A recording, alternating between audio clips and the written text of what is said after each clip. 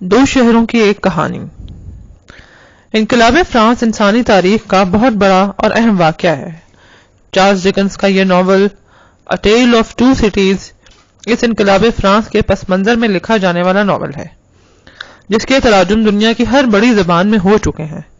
اس novel پر کئی فلمیں بنی اور ٹی وی کے لیے اسے ڈرامے کی صورت میں منتقل کیا گیا۔ اس ناول کے کئی کردار ایسے ہیں جو عالمگیر شہرت حاصل کر چکے ہیں۔ دنیا کے بڑے کرداروں میں اس ناول کے ایک مرکزی کردار سڈنی کارٹن کا شمار ہوتا ہے۔ چارلس ڈکنس کو ناداروں، پسماندہ لوگوں اور غریب بچوں سے بہت گہری دلچسپی تھی۔ چونکہ اس نے خود اپنی زندگی کا ابتدائی اور بڑا حصہ غربت کی تکلیفیں سہتے ہوئے بسر کیا تھا، اس لیے اس کے ناولوں میں جو واقعات اور کردار ملتے ہیں وہ حقیقت کے بہت قریب ہوتے ہیں۔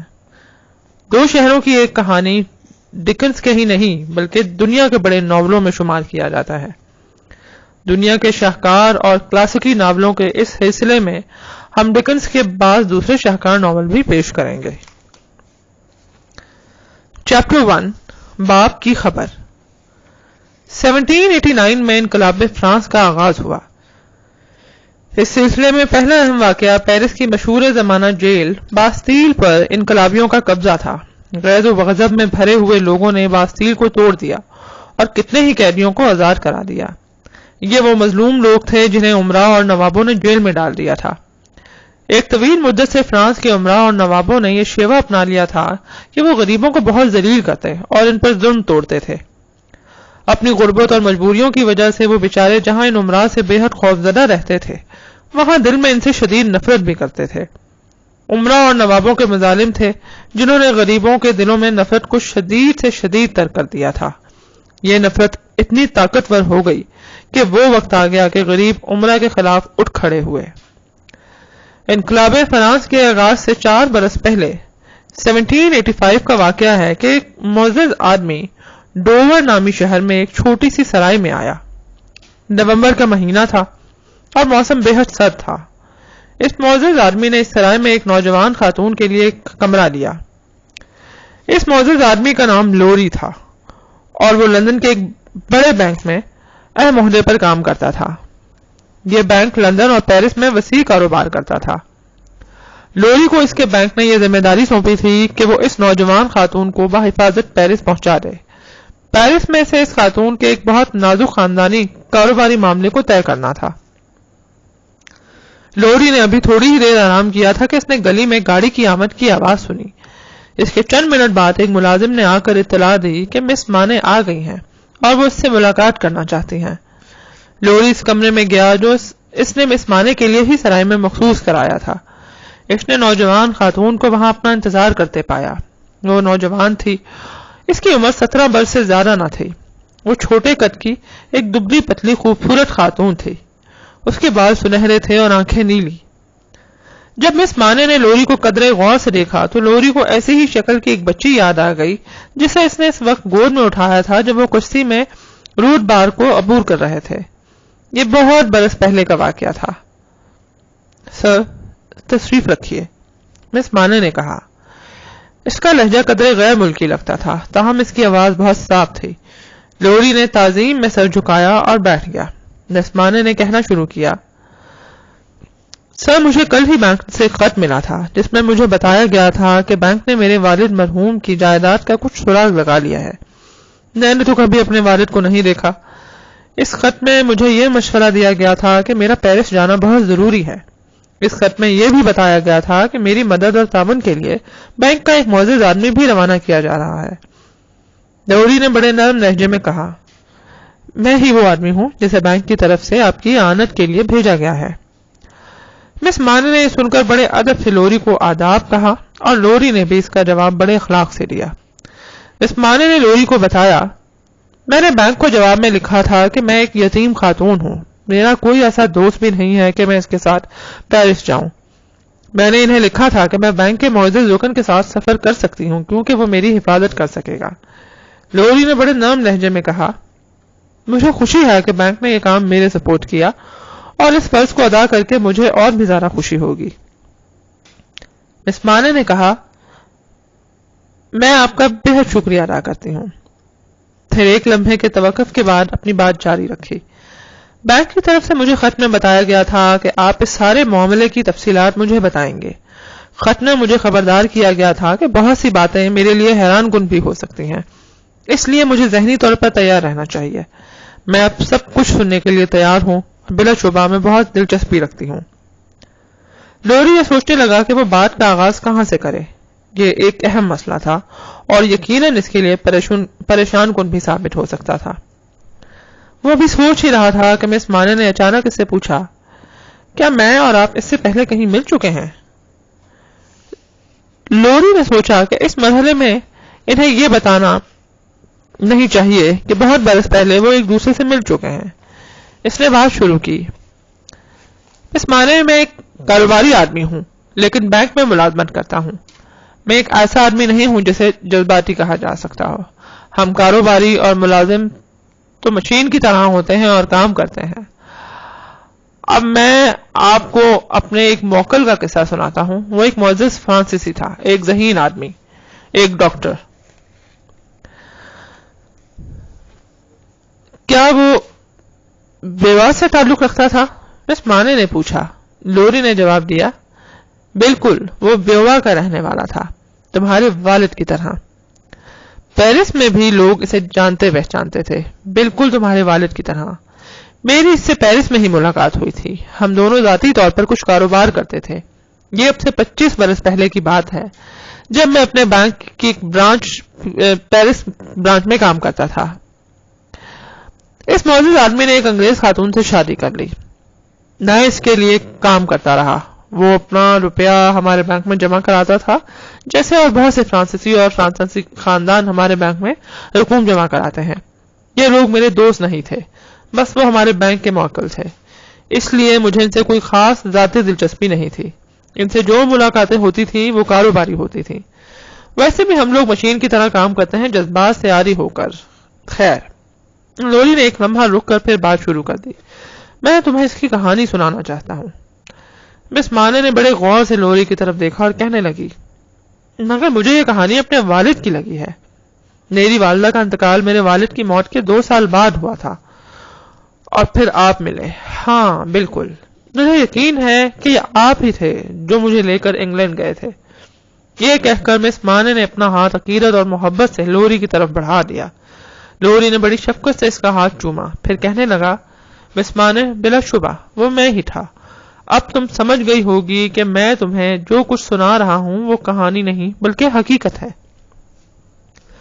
بہرحال جب میں تمہیں انگلستان لے کر گیا تب سے اب تک نہ تو ہماری ملاقات ہوئی اور نہ ہی میں نے تمہیں اس دوران میں دیکھا. اس عرصے میں تمہاری پرورش اور نگہداشت کی ذمہ داری ہمارا بینک ہی پوری کرتا رہا.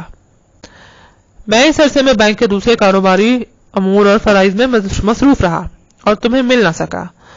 ویسے بھی ہم ملازم اور کاروباری لوگ جذبات کے نہیں ہوتے، جذبات سے عاری ہوتے ہیں. وہ ایک لمحے کے لیے رکا، پھر اس معنی کی طرف دیکھ کر نرمی اور شفقت سے مسکرایا. تم نے بالکل صحیح اندازہ لگایا کہ یہ تمہارے والد کی کہانی ہے. میں تمہیں کچھ ایسی باتیں بتاؤں گا جن کا تمہیں اب تک علم نہیں تھا. اگر تمہارے والد اس وقت فوت نہ ہوتے، مگر تمہیں ہراساں کرنے کی ضرورت نہیں. لوری نے دیکھا کہ مس مانے خوفزدہ ہو رہی ہے. جانے اس کے دل میں کیا خیال آیا تھا کہ وہ اچانک خوفزدہ ہو گئی. مس مانے نے اپنے دونوں ہاتھوں سے لوری کی کلائی پکڑ لی. لوری نے اسے تسلی دیتے ہوئے کہا، تمہیں فرضی باتیں نہیں سوچنی چاہیے، یہ تو محض کاروبار کی بات ہو رہی ہے. خیر، تو جیسے کہ میں کہہ رہا تھا، فرض کرو کہ تمہارے والد کا انتقال نہیں ہوا. فرض کرو کہ اچانک پراسرار انداز میں خاموشی سے غائب ہو گیا، یا پھر یوں فرض کرو کہ کوئی اسے پکڑ کر کسی ایسی جگہ لے گیا جسے تلاش کرنا ممکن نہ تھا. یہ بھی ہو سکتا ہے کہ فرانس میں اس کا کوئی دشمن ہو، کوئی بہت بڑا امیر بارسوخ نواب جس نے ایک فارم پر دستخط کیے ہوں اور اس کو اتنا اختیار حاصل تھا کہ وہ کسی فارم پر اپنے دستخط کر کے یہ حکم دے سکتا ہو کہ اس آدمی کو ایک لمبے عرصے کے لیے جیل میں قید کرو. اور ہاں، یہ بھی ہو سکتا ہے کہ اس کی بیوی نے اپنے خاوند کی گمشدگی پر بادشاہ، ملکہ، اعلیٰ سرکاری عہدیداروں، عمراء اور بڑے پادریوں سے بار بار طویل عرصے تک درخواست کی ہو کہ اس کے شوہر کا پتہ چلایا جائے. ہاں، تو یہ کہانی تمہارے والد کی کہانی بھی تو ہو سکتی ہے. مس مانو نے التجا کی، خدا کے لیے مجھے سب کچھ بتا دیجیے۔ ہاں، میں تمہیں سب کچھ بتا دوں گا، مجھے امید ہے کہ تم اس سے اب زیادہ خوفزدہ اور ہراساں نہیں ہوگی۔ مس مانو نے جواب میں بڑی دنائی کی بات کہی۔ سچ کے بارے میں غیر یقینی صورتحال سے دوچار ہونے سے کہیں بہتر ہے کہ آدمی خوفزدہ ہو جائے۔ لوری نے اس کی دنائی پر دل ہی دل میں داد دی اور کہنے لگا، اس شخص کی بیوی کے ہاں بچہ پیدا ہونے والا تھا۔ بچے کی پیدائش سے پہلے اس خاتون نے بہت تکلیفیں برداشت کی۔ اس بیچاری کے لیے اس سے زیادہ تکلیف دہ بات کیا ہو سکتی تھی کہ اسے یہ معلوم نہیں تھا کہ اس کے خاوند پر کیا بیتی ہے، اور پھر اس کے ہاں بچہ پیدا ہوا۔ مس مانے نے بات کاٹتے ہوئے پوچھا، کیا وہ بچہ ایک بچی تھی، ایک لڑکی؟ لوری نے جواب نرم لہجے میں جواب دیا، ہاں وہ ایک بچی تھی۔ ہاں تو میں تمہیں بتا رہا تھا کہ اس بیچاری خاتون نے بہت تکلیفیں برداشت کی۔ جب وہ بچی کی ماں بنی تو اس نے پختہ ارادہ کر لیا کہ وہ اپنی بیٹی کو کوئی تکلیف بھی پہنچنے نہیں دے گی۔ اس نے اپنے دل میں فیصلہ کیا کہ وہ اپنی بیٹی کے نئے سوالوں کا جواب نہیں دے سکے گی، اس لیے اس نے اسے کہا کہ اس کا والد مر گیا ہے، اور جب تمہاری والدہ فوت ہوئی تو تمہاری عمر صرف 2 سال تھی۔ تمہیں اب اس بات کی پریشانی نہیں ہو سکتی کہ تمہارا والد کہاں فوت ہوا ہے، جیل میں ہے یا کہیں اور تم یہ بھی نہیں سوچ سکتی کہ تمہارا والد زندہ بھی ہو سکتا ہے، کیونکہ تمہیں تو تمہاری والدہ نے یقین دلایا تھا کہ تمہارا والد مر چکا ہے۔ تمہارے لیے کسی پریشانی کی گنجائش تمہاری والدہ نے ختم کر دی تھی۔ یوں تم بڑی ہوئی اور ایک مسرور، خوبصورت اور صحت مند خاتون ہو۔ لوری رکا، پھر کہنے لگا، تمہارے والدین زیادہ دولت مند نہیں تھے۔ وہ سارا روپیہ جو تمہاری والدہ اور تمہیں ملا، لیکن لوری بات کرتے کرتے رک گیا۔ مس مانے نے ابھی تک اس کی کلائی اپنے دونوں ہاتھوں میں پکڑ رکھی تھی، اور کلائی پر مس مانے کی انگلیوں کی گرفت مضبوط ہوتی جا رہی تھی۔ وہ بہت پریشان دکھائی دے رہی تھی۔ پریشانی میں خوف بھی صاف نظر آ رہا تھا۔ شاید وہ اندازہ لگانے میں کامیاب ہو گئی تھی کہ اسے کیا بتایا جانے والا ہے۔ لوری نے سوچا، اسے بہرحال سب کچھ بتانا ہے، خواہ اسے کتنا ہی شدید صدمہ اور دکھ اور پریشانی کیوں نہ ہو۔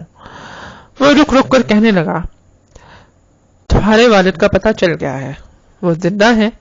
اس عرصے میں یقیناً ان میں کئی تبدیلیاں رونما ہوئی ہیں، ہو سکتا ہے کہ وہ بہت بیمار ہوں۔ میری دعا ہے کہ ایسا نہ ہو۔ تمہارے والد کو پیرس میں ایک پرانے نوکر کے گھر پہنچا دیا گیا ہے، ہم وہیں جا رہے ہیں۔ میں یہ تصدیق کرنا چاہتا ہوں جس کا پتہ چلا ہے وہ واقعی تمہارے والد ہیں۔ مجھے امید ہے کہ تم اپنے والد کی مدد کرو گی کہ وہ بہتر زندگی بسر کر سکیں۔ میرے خیال میں تمہارے والد کو مکمل آرام، سکون اور تمہاری محبت کی ضرورت ہے۔ مس مانے کا جسم کانپنے لگا۔ وہ خیال کر سکتی تھی کہ اب وہ اپنے والد کو جوان حالت میں نہیں دیکھ سکے گی۔ وہ اب اپنی جوانی کا سایہ بن چکا تھا۔ اس نے اندازہ لگایا کہ اس کے والد نے 18 برس، اپنی زندگی کے قیمتی 18 برس انتہائی تنہائی اور تکلیف میں بسر کیے ہیں۔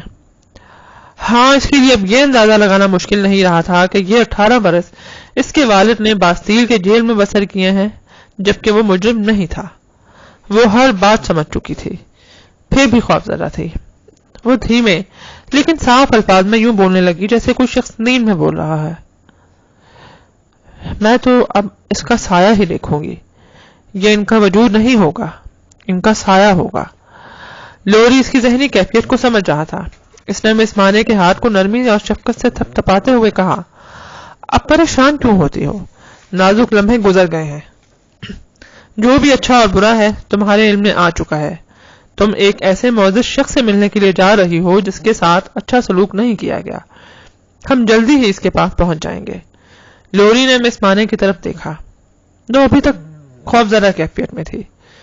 پھر اس نے ایک لفظ پر زور دیتے ہوئے کہنا شروع کیا، کیونکہ وہ جانتا تھا کہ وہ جو کچھ کہنے والا ہے وہ بہت اہم اور ضروری ہے۔ میں تمہیں ایک اور بات بتانا چاہوں گا جو بہت ضروری اور اہم ہے۔ تمہارے والد کا اب ایک دوسرا نام ہے۔ اس کا اصلی نام یوں سمجھو کہ فراموش کر دیا گیا ہے یا راز میں رکھا گیا ہے۔ تمہیں یہ کوریدنے کی ضرورت نہیں کہ ایسا کیوں ہوا۔ ہم ابھی تک یہ نہیں جانتے کہ وہ ارادی طور پر یہ چاہتے تھے کہ تمہارے والد کو طویل مدت تک جیل میں بند رکھا جائے، یا وہ اسے جیل میں قید کرنے کے بعد بھول گئے تھے۔ جن حالات سے ہم گزر رہے ہیں، ان حالات میں ایسے سوالات پوچھنا اور ان کے جواب تلاش کرنا خطرناک ثابت ہو سکتا ہے۔ بہتر اور مناسب یہی ہوگا کہ تم اس مسئلے کا ذکر تک نہ کرو. اس لیے میں تمہیں تاکید کرتا ہوں کہ یہ بات کسی کو کبھی بھی کہیں بھی نہ بتانا.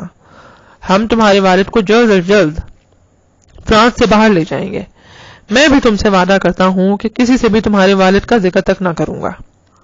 فرانس اپنی تاریخ کے نازک دور سے گزر رہا ہے، لیکن فرانس میں محفوظ ہوں کیونکہ میں فرانسیسی نہیں انگریز ہوں.